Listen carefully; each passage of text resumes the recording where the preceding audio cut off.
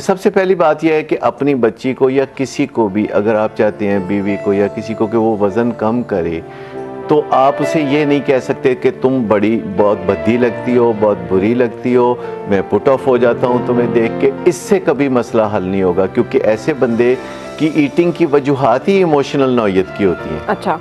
क्योंकि मज़े के लिए लोग जो खाते हैं उससे मोटापा नहीं होता।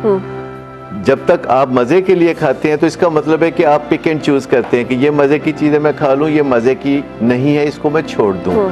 जब तक आप इस तरह पिक एंड चूज़ करते हैं तब तक मोटापा नहीं होता। मोटापा तब होता है जब आप मज़े के लिए नहीं खाते बल्कि जज्बाती तस्कीन के लिए खाते हैं, ढेर ढेर खाते हैं ऐसे। और ऐसे खाते हैं कि अगर आप उनकी वीडियो बना के उनको दिखाएं तो उनको लगेगा कि वो खाने पे तो तवज्जो ही नहीं दे रहे थे।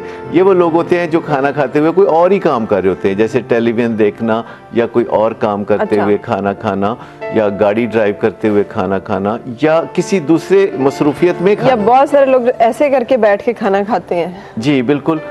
अगर आप देखा जाए तो ये वो चीज़ खा रहे होते हैं जिनसे उनको कोई ख़ास मज़ा भी नहीं आ रहा होता, और खानों में हमेशा कुछ चीज़ें होती हैं जिनका आपको बहुत मज़ा। नंबर 1 इन्हें ये एहसास नहीं दिलाना कि आप मोटे हैं, आप अच्छे नहीं लगते और आपकी वजह से हमें कोई इस पे परेशानी है या हमें इससे कोई प्रॉब्लम है।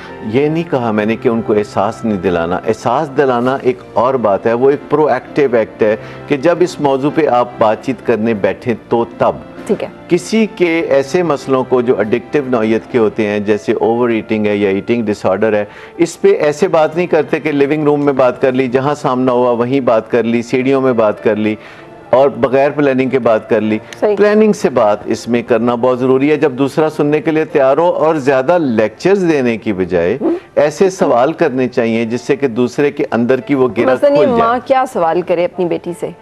मसलन वो ये सवाल कर सकते हैं कि तुम्हारा इतना ज़्यादा खाने को दिल क्यों करता है, या तुम इतना ज़्यादा क्यों खाती हो, और इसमें कोई चेहरे पे या बॉडी लैंग्वेज ख़राब नहीं होनी चाहिए। तो उसको सबसे पहले पता चलना चाहिए कि उनकी बच्ची खाती क्यों है ज़्यादा। ठीक है। जब वो बच्ची अपने आप से सवाल करेगी या आप उससे सवाल करेंगे तो पीछे कोई जज्बाती मसला निकलेगा।